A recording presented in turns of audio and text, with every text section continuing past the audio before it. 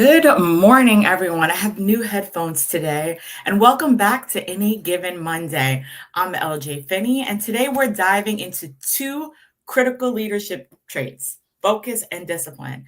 As I've shared, these episodes for the month of April are going to be concentrating on leadership tips in 18 minutes. Our company is IN-18 because in 18 holes of golf, you'll learn everything you need to know about a person and yourself, or at least know the things that matter when doing business or working with someone.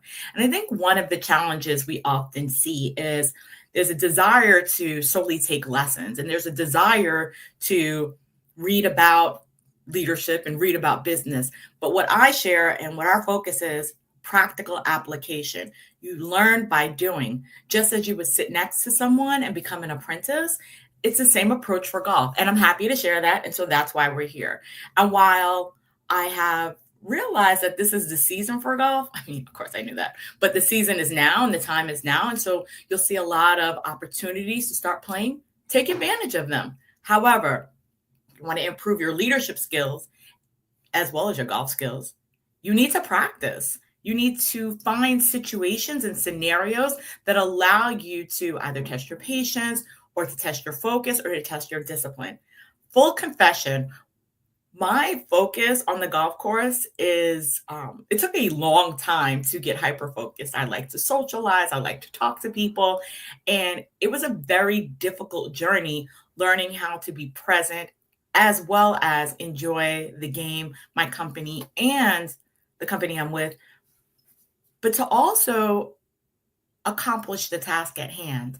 And that happens to many of us in business. Well, it happens in golf. And golf was the first indicator that I had a challenge with focus, meaning that I'm doing too many things and not doing any one thing with excellence. They're all pretty good, but not excellent. So whether you're leading a team through change or faced with challenges on the golf course, the ability to stay focused and maintain discipline is what drives consistent success.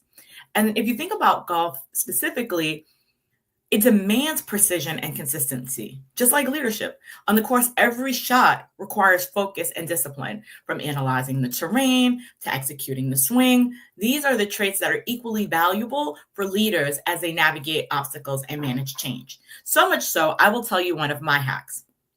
On my golf glove, I have FAF, focus, aim, and follow through, because if I am distracted, I will not do those things. But when I grip the club, which I try to have a consistent routine, I see that visual reminder to keep me focused. Focus, aim, and follow through. Otherwise, the ball will end up in the woods or off and out of bounds. Now, why does focus and discipline matter in leadership? Let me tell you the importance of focus. It's about staying committed to your vision, even in the face of distractions. It's the clarity that guides decision-making and keeps teams aligned. Imagine you are a leader and you tell everyone, we're marching in this direction. We are going to focus on generating and increasing our revenue by focusing on these specific product areas or service areas or target clients. And then the next day, you show up with a new initiative. And then instead, we're going to focus on the social media plan, and we're going to post every day. The two, while both useful tasks to increase your market awareness, they may not align, or they will cause you to be spread too thin. And this is an example of where being hyper-focused and hyper-vigilant about one specific task and putting a lot of energy can be transformational for your business. I recently read a book, and I've read it multiple times. Thank you to Jessica Johnson for sharing this with me, because now I just go back to the same book and read it over and over. And so I might be in an infinite loop, but the book is 10X is Easier Than 2X. I believe the author is Dan Sullivan. And it really helps you think about, what are you focusing on? Are you focusing on the big opportunity that seems very difficult to achieve, or the smaller little tasks that give you a sense of fulfillment because you completed them, but they're not bringing you any closer to a large goal, whether it's in your career or as an entrepreneur trying to grow your business? Both are true. The same is true in golf. Imagine being able to do small tasks, but really looking at that bigger task. Maybe that bigger task is, I want to establish a handicap. That's a good way to baseline and engage your skill and skill improvement. Or I want to be able to finish every hole bogey as a bogey or finish every hole at par. Like whatever your goal is, being able to set that and focus on all of the aspects that will get you there. But focus is about staying committed to your vision, even in the face of distractions. Programs can distract you, friends can distract you, life can distract you, but how do you stay focused on those tasks? And so look, in leadership, staying focused on your goals, it inspires confidence in your team. It ensures progress, even when challenges arise, and they will arise. The role of discipline is a little bit different, but it's directly correlated. Discipline is about the follow through. That's on my glove. Focus, aim, and follow through. Because if you don't complete the swing, I promise you my ball will go off sailing to the right somewhere in the woods. And everyone that's played with me knows that when that happens, that means I'm not focused. I mean, for the most part, I pretty much keep it in the fairway. So when it's not doing that, believe me that my mind is elsewhere.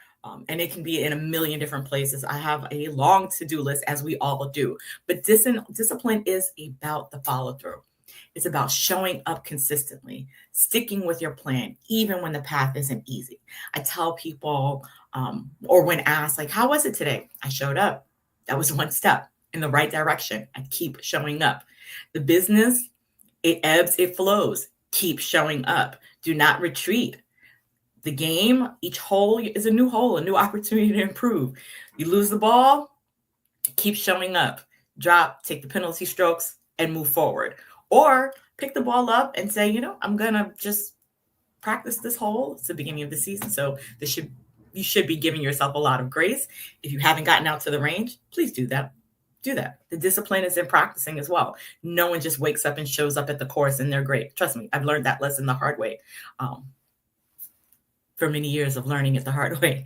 But just as golfers practice their swing to ensure accuracy, and I can give you range strategies, leaders need to commit to their strategy and stay disciplined in its execution. I will give you and share with you my range tip. I mean, other people do different things, but range tip, know your clubs, know what you know your distance, know what you can accomplish, so that when you arrive at the course and you know that you're 150 yards out, you know which club to choose. I think the most difficult thing to observe is someone that only plays with a caddy and does not have the ability to provide the critical thinking skills needed to determine what can I do here or what should I do here. Our goal with IN-18 is to really help you parallel that strategic thinking model using golf, but knowing what you know. I know that when I go to the range on a flat surface with no obstacles and no distractions, I can hit this club 125 yards on the best day. On my worst day, it might roll wormhole down the fairway. It'll still get about the same distance, but that's my go-to club. And knowing that and having that confidence allows you to step over the ball and execute the strategy. I want you to have the same vision in your leadership strategy when you step into a meeting, when you stand in front of a room to present, or when you are selling your services. I tell people we don't play. We play. We are out there. We have a good time. We are engaging. We are not self-absorbed or self-focused, but we are focused on one another and the game and trying to improve every day and every swing.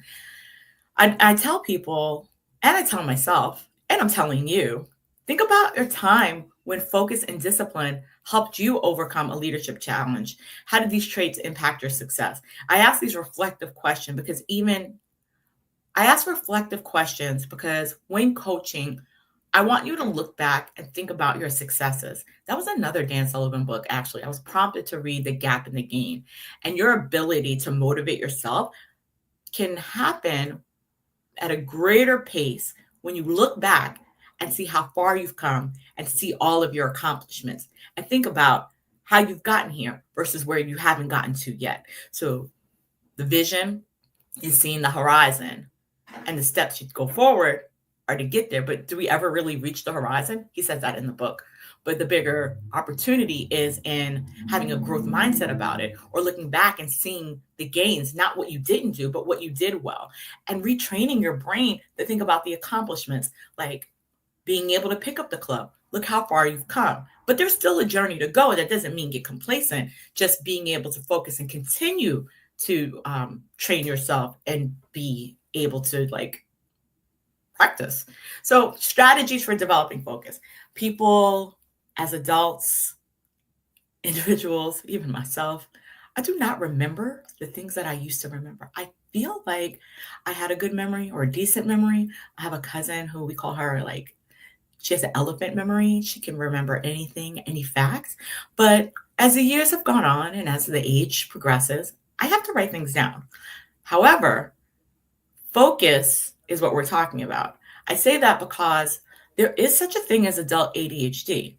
However, I don't say that that's a reason that you should not be able to focus. I will tell you, I am easily distracted on the golf course. Why? Because it's so beautiful. I live in the city. All I see are buildings. When I get out to the golf course, there's grass, there are trees, there's a beautiful sky, there are birds, there are flowers. I saw cherry blossoms. I stopped to take photos. Totally distracted. So I have to set myself back and focus. One way is before you arrive at the hole, or even in your company, before you arrive in the office, set clear goals. Identify what your priorities are. Stay committed to them, even when the distractions arise.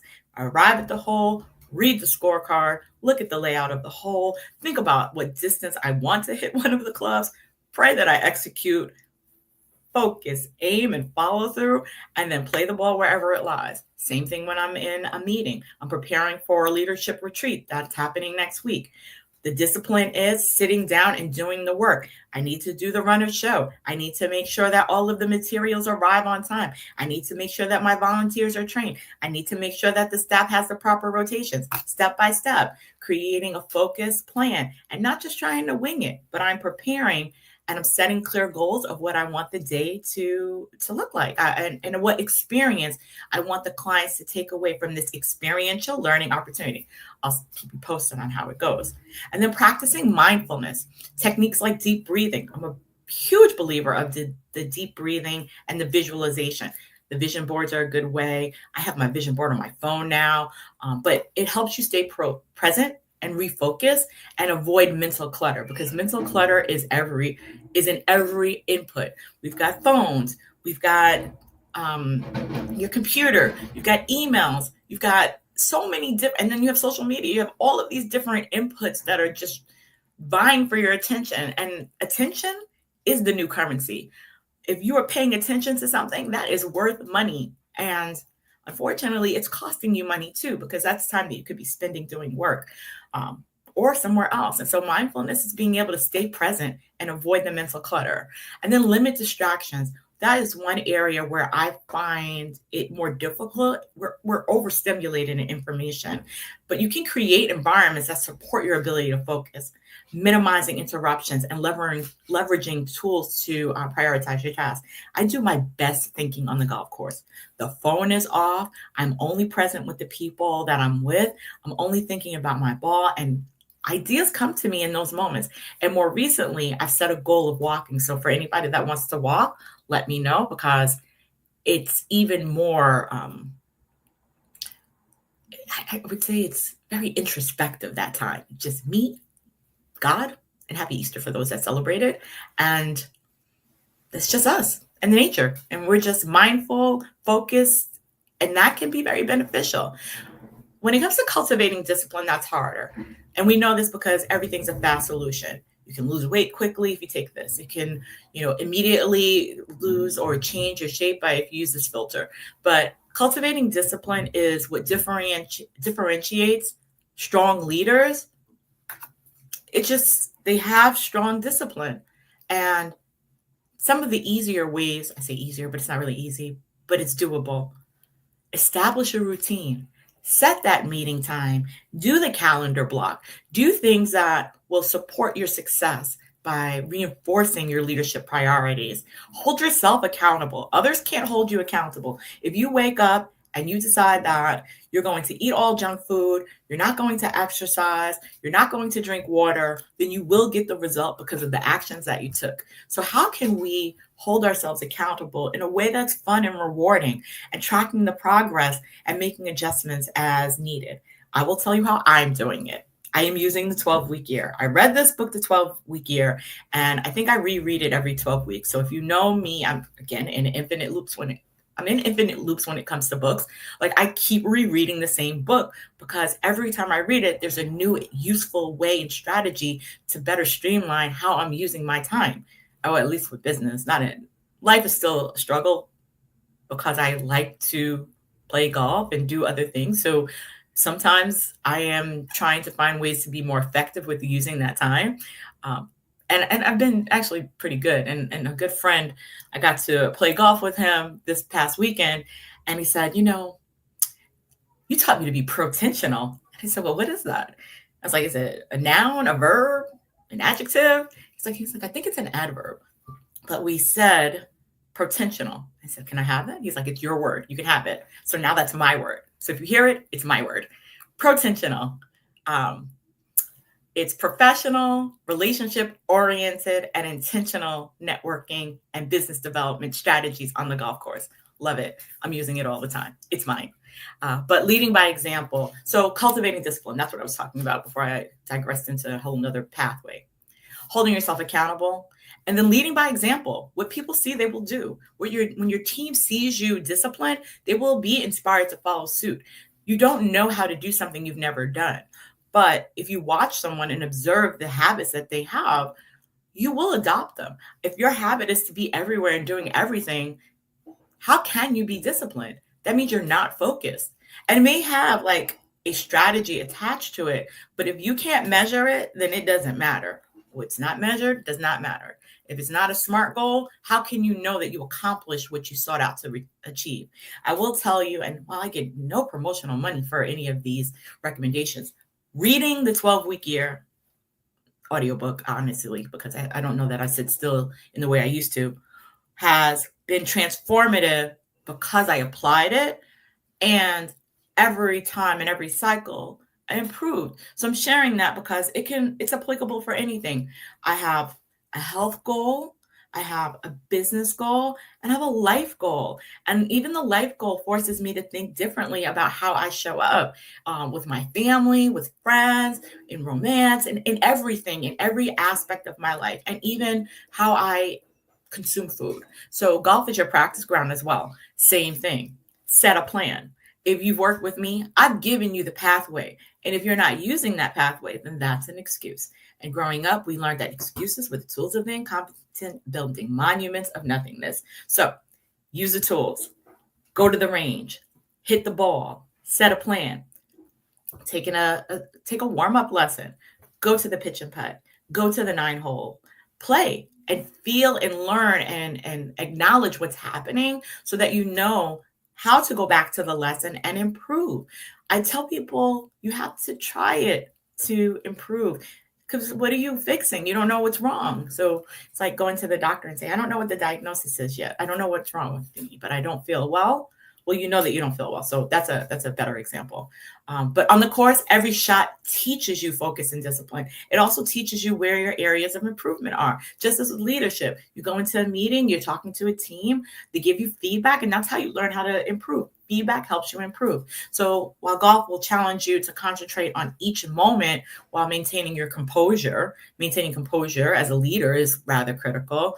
The lessons translate directly into the boardroom. If I hit the ball out of bounds, how do I respond and react to that?